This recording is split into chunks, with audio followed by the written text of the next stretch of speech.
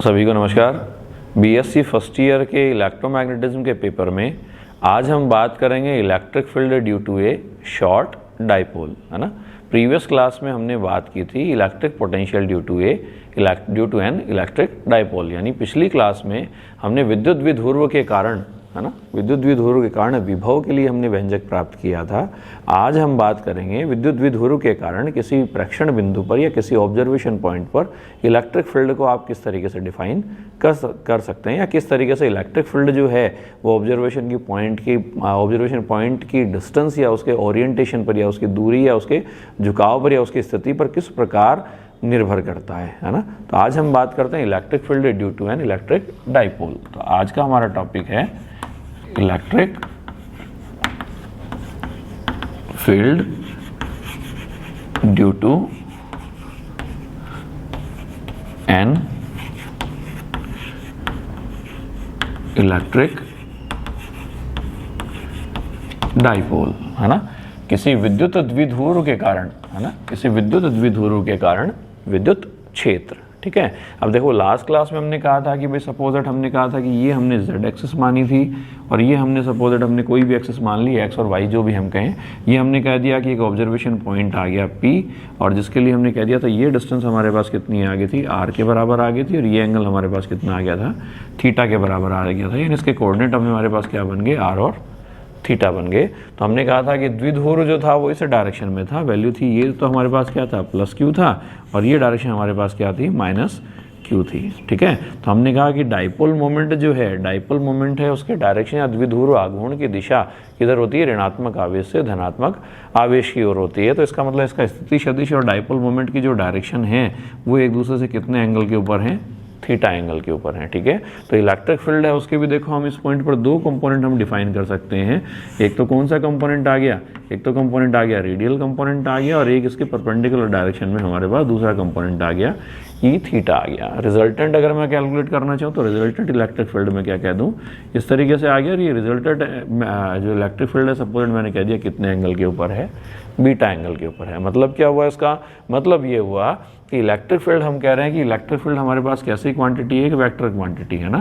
तो vector quantity है, तो जिस तरीके से आप कार्टेशियन कोऑर्डिनेट सिस्टम में एक्स, वाई और जेड, है ना, कार्टेशियन कोऑर्डिनेट सिस्टम में हम कहते हैं कि भाई पार्टिकल की पोजीशन या ऑब्जर्वेशन पॉइंट की पोजीशन अपन एक्स वाई जेड द्वारा डिनोट करते हैं, उसी तरीके से स्फेरिकल कोऑर्डिनेट सिस्टम की हम बात करते हैं तो वहाँ हम कहते हैं कि भाई जो फंक्शन जो डिफाइन किया जाएगा या उसकी पोजीशन जो डिफाइन की जाएगी वो तीन तरह के कोऑर्डिनेट आते हैं, आर, थीटा और फाई। तो यहाँ अपने पास देखो जो पोटेंशियल हमने डिफाइन किया था इस ऑब्जर्वेशन पॉइंट पर, पोटेंशियल हमारे पास कितना आया था, निकाला था ना लास्ट क्लास में, के पी आ गया, वैल्यू आ गई cos of theta upon value आ गई आर स्क्वायर। पी क्या था, इलेक्ट्रिक डाइपोल मोमेंट था, और वैल्यू क्या थी, पी इक्वल टू वैल्यू थी क्यू इंटू डी। डी हमारे पास क्या थी, जो दोनों जो इलेक्ट्रिक डाइपोल जो हमने लिए थे या जो दोनों चार्जेस लिए थे उन चार्जेस के बीच की डिस्टेंस हमने डिनोट करी थी किससे, डी से हमने डिनोट की थी। और वी हमारे पास क्या था, इन्वर्सली प्रोपोर्शनल था to the square of distance, यानी v इन्वर्सली प्रोपोर्शनल था किसके, आर स्क्वायर के। ठीक है, तो हम कहें कि भाई इलेक्ट्रिक जिस तरीके से अगर हम कार्टेशियन कोऑर्डिनेट सिस्टम की हम बात करें तो हम कहें कि भाई इलेक्ट्रिक फील्ड को आप क्या कहते हो, E इक्वल टू वैल्यू आ गई i cap E x plus j cap E y plus value आ गई के कैप आ गया, और वैल्यू आ गई ई जेड आ गया। तो इसका मतलब अगर इसका मैग्नीट्यूड निकालें तो मैग्नीट्यूड कितना आएगा, रूट में वैल्यू आएगी ई एक्स स्क्वायर आ गया, प्लस में वैल्यू आ गई ई वाई स्क्वायर आ गया, और प्लस में वैल्यू आ गई ई, और वैल्यू आ गई जेड का स्क्वायर आ गया। इस तरीके से निकालते हैं।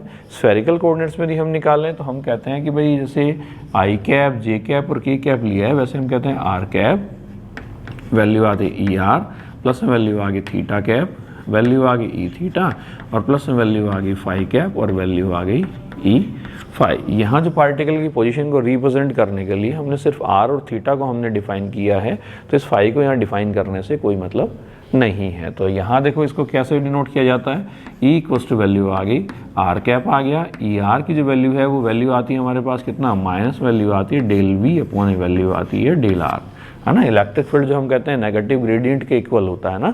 इसी तरीके से प्लस में वैल्यू आ गई थीटा कैप, थीटा कैप के कोरस्पॉन्डिंग ई थीटा है, इसकी वैल्यू डिफाइन की जाती है -1 अपॉन आर, और वैल्यू आती है डेल वी अपॉन वैल्यू आती है डेल थीटा।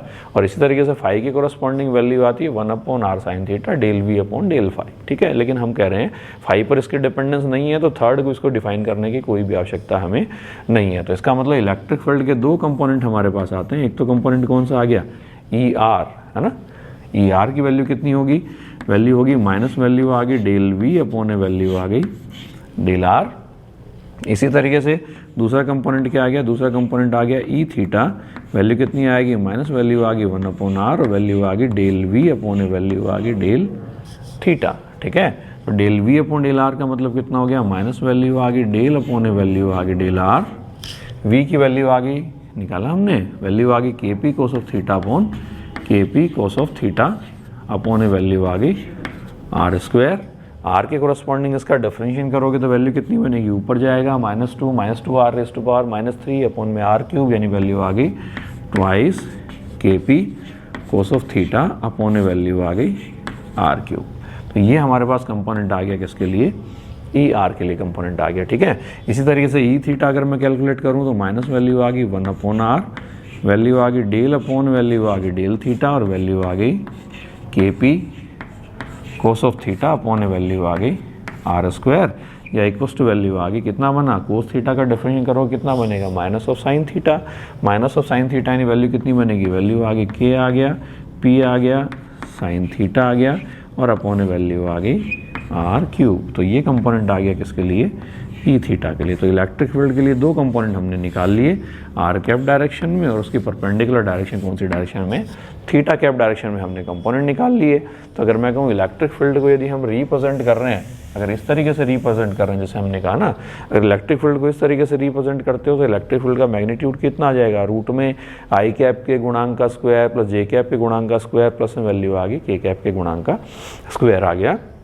तो अगर आप इस रेडियल कंपोनेंट या रेडियल कोऑर्डिनेट्स या स्फेरिकल कोऑर्डिनेट्स में आप इसको डिनोट कर रहे हो तो हमारे पास देखो रिजल्टेंट इलेक्ट्रिक फील्ड जो है कितना बनेगा, ई इक्वल्स टू वैल्यू आ जाएगी, रूट में वैल्यू आ गई E r square plus value आ गई ई थीटा स्क्वायर आ गया, ठीक है।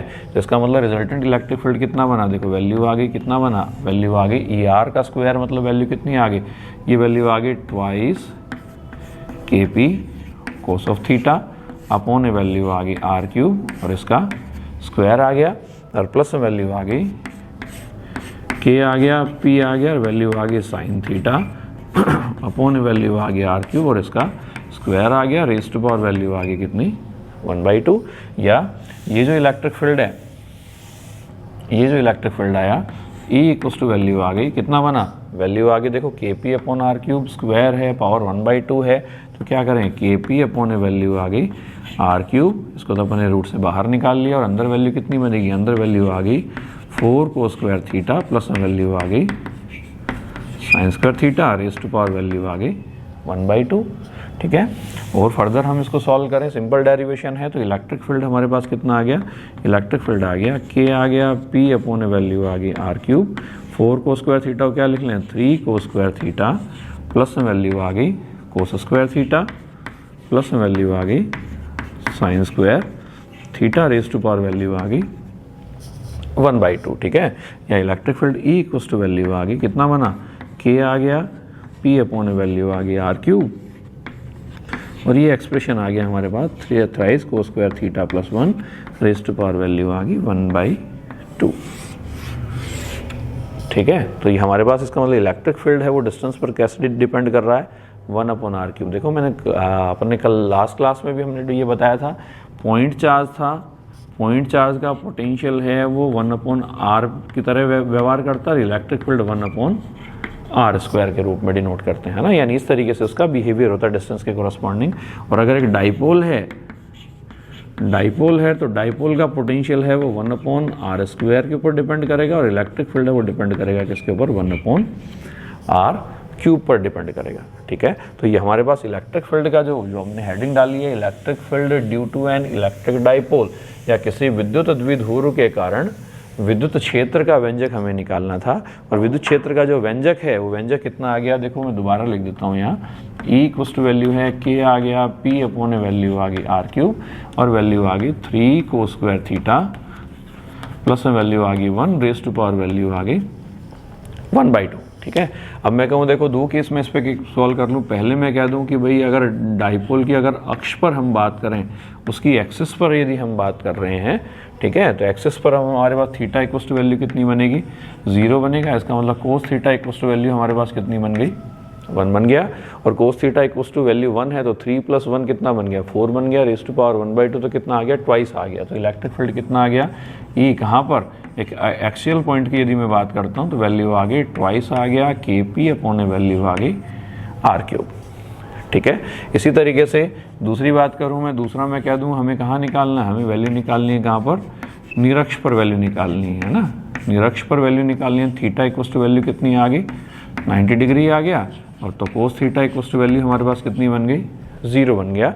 और cos theta equal to value अगर 0 है ना, cos theta equal to value अगर हमारे पास 0 आ रही है तो इसका मतलब इलेक्ट्रिक फील्ड का जो कंपोनेंट है, इलेक्ट्रिक फील्ड हमारे पास कितना बन गया, इलेक्ट्रिक फील्ड कहाँ निकाल रहे हैं हम, इलेक्ट्रिक फील्ड निकाल रहे हैं हम निरक्ष पर। तो निरक्ष पर वैल्यू कितनी आ गई, K आ गया, P आ गया और अपॉन वैल्यू आ गई R³। ठीक है। तो इसका मतलब अगर अक्ष पर यानी दो ऑब्जर्वेशन पॉइंट हैं, एक तो हमारे पास उसकी एक्सिस पर है और एक हमारे पास कहाँ है, उसके निरक्ष पर स्थित है।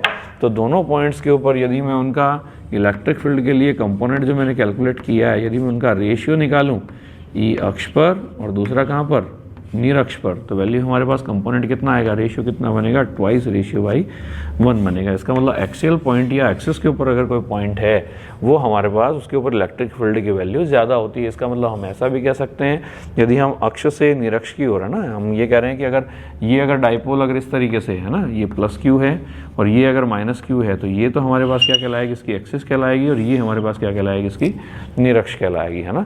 तो हम कहें कि भाई एक्स कोई ऐसा बिंदु, या हम कहें कि यदि हम एक्स अक्ष से यदि निरक्ष की ओर जा रहे हैं तो हमारे पास इलेक्ट्रिक फील्ड का जो मैग्नीट्यूड है ना, इसके ऊपर जस्ट डबल था, तो इलेक्ट्रिक फील्ड विद्युत क्षेत्र का मान क्या होता है, घटता है। ठीक है। तो दो हमने कंपोनेंट बताए, एक तो हमने कह दिया रेडियल कंपोनेंट और एक हमने कह दिया इसके परपेंडिकुलर डायरेक्शन में ई थीटा हमने कंपोनेंट हमने डिफाइन कर दिया। तो हमने कहा कि रिजल्टेंट इलेक्ट्रिक फील्ड जो है वो इस रेडियल कंपोनेंट से जो एंगल बना रहा है, उस एंगल को हमने रिप्रेजेंट किया किससे, बीटा से हमने रिप्रेजेंट किया। तो जैसे हमने ये ई थीटा हमने ड्रॉ किया है, उसी तरीके से हम क्या कह सकते हैं, इस ई थीटा को देखो, जैसे ये इलेक्ट्रिक फील्ड मैंने ड्रॉ किया, रिजल्टेंट इलेक्ट्रिक फील्ड हमने ड्रॉ किया इस तरीके से, तो ये जो कंपोनेंट बना ये इसका क्या बना, इक्विवेलेंट वेक्टर बन गया इस तरीके से। ये भी हमारे पास किसकी डायरेक्शन आ गई, ई थीटा की डायरेक्शन आ गई। तो इसका मतलब अगर मैं tan ऑफ बीटा अगर मैं कैलकुलेट करूँ, है ना, अगर मैं कह दूँ tan ऑफ बीटा अगर मैं कैलकुलेट करूँ तो देखो कितना बनेगा, tan of beta equal to value कितनी बनेगी, है ना, परपेंडिकुलर क्या कहते हैं अपन, परपेंडिकुलर अपॉन बेस कहते हैं ना। तो वैल्यू आ गई ई थीटा अपॉन वैल्यू आ गई ई आर आ गया। इसका मतलब वैल्यू कितनी बनी, देखो KP अपॉन वैल्यू आ गई R³। ऊपर तो कितना था, साइन थीटा, और डिवाइडेड बाई वैल्यू आ गई ट्वाइस KP अपॉन वैल्यू आ गई R³ और वैल्यू आ गई कितनी, कोस ऑफ थीटा। इसका मतलब रिलेशन यहाँ से हम कैलकुलेट कर सकते हैं किसके बीच में, बीटा और इस एंगल थीटा के बीच में, है ना। काफ़ी इंपॉर्टेंट बात है ना। कॉम्पिटिटिव एग्जाम में ये क्वेश्चन जनरली पूछा जाता है कि रिजल्टेंट इलेक्ट्रिक फील्ड है वो रेडियल डायरेक्शन से कितने एंगल बनाता है, या इस थीटा और बीटा के बीच में रिलेशन हमारे पास कितना होगा। तो मैं कह दूँ देखो tan of beta equals to KP upon R³ से KP अपॉन R³ कैंसिल हो जाएगा, sine theta upon cos theta कितना बन गया, tan ऑफ थीटा बन गया। तो tan of beta equals to value आ गई 1/2 और वैल्यू आ गई tan ऑफ थीटा आ गया। तो ये रिलेशन आ गया हमारे पास किसके बीच में, बीटा और थीटा के बीच में। तो electric field due to a short dipole जो है वो पोजीशन के ऊपर कैसे डिपेंड करता है, 1/R³ की फॉर्मेट में डिपेंड करता है। एक्सिस पॉइंट के ऊपर, अक्ष के ऊपर अगर कोई बिंदु है तो उसके ऊपर इलेक्ट्रिक फील्ड ज़्यादा होगा, अक्ष से निरक्ष की ओर जाएं तो इलेक्ट्रिक फील्ड की मान में कमी होगी। ठीक है। तो जल्द मिलते हैं एक नए वीडियो में। बहुत बहुत धन्यवाद। Thank you so much.